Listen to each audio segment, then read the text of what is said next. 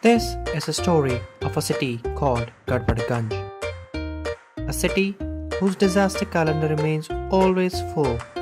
The newspapers are filled with all sorts of disaster news throughout the year, be it floods during the monsoons or the disease outbreak later, frequent power cuts during summers, and the massive traffic jams. And it keeps getting worse year after year. The city constantly keeps struggling to manage water, energy, mobility, and environmental health. For example, the city gets repeatedly flooded during the monsoons due to poor infrastructure planning and clogged gutters, which then leads to dirty surroundings and spreading of disease such as malaria, typhoid, etc. On the other hand, during summers, many people, especially poor, face acute shortage of water supply. Increase in demand has led to drying of hand pumps and reduction in groundwater level, which leads to frequent water fights. Let's talk about energy. Summers are extremely hot in Gadbadganj, and hence more and more people opt for ACs nowadays, whereas the poor face long power cuts without even a fan, leading to uncomfortable days and sleepless nights, with heat and symphony of mosquitoes. The well-off buy inverters and generators to tackle the situation, whereas the poor rely on fuel wood, coal, and power theft. If we study the mobility sector, every other person in Gadbadganj fancies buying a car, which has resulted into recurrent traffic jams. The only one that doesn't have a problem with it is this guy.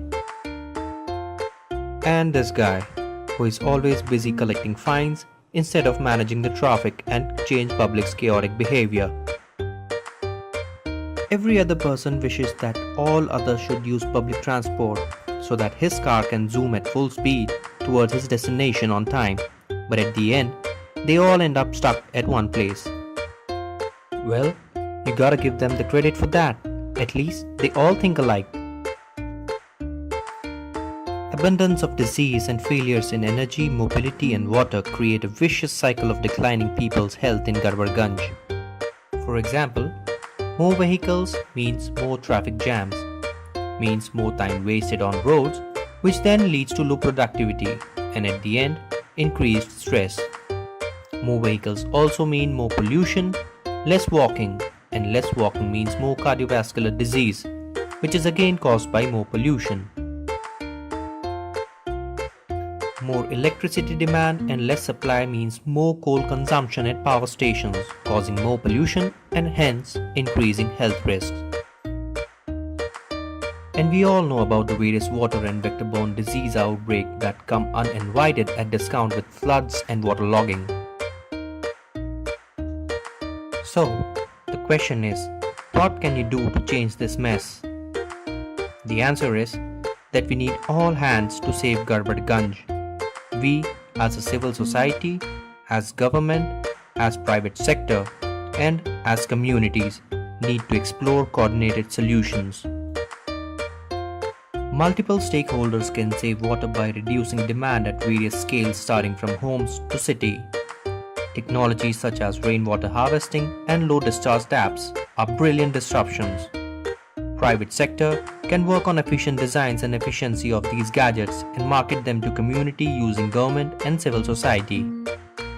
Government can work with private sector to develop fuel-efficient transportation or taxi aggregator models and make them accessible by all. The civil society in turn can develop awareness programs for the community members and make them understand the benefits of using public transport or non-motorized transport. Also, they can monitor these systems to choose context-specific solutions that work. In the energy sector, renewable energy sources can be made available on a subsidized rates to everyone to promote clean energy consumption and reduction of carbon footprint. The civil society should explore potentially disruptive technologies in energy sector from decentralized renewable energy generation and sensitize public on its benefits. To create a healthy Gadbadganj, stakeholders should join hands with the government to promote solid waste management through movements such as Swachh Bharat Abhiyan. The local authorities should seek help of civil society and communities in grounding efficient solid waste tracking systems, while the community and private sector should learn to adhere to the rules and guidelines towards a clean city. Together, we can work for a safe and healthy future of Gadbadganj, taking multiple small and big actions across these sectors. Together, we can build synergy across scales, sector, and stakeholders to break the legacy of silos we built. It is us who can change the name of Gadbadganj to Sukhshanti Nagar. Together. To know more, get a copy of Road to Resilience.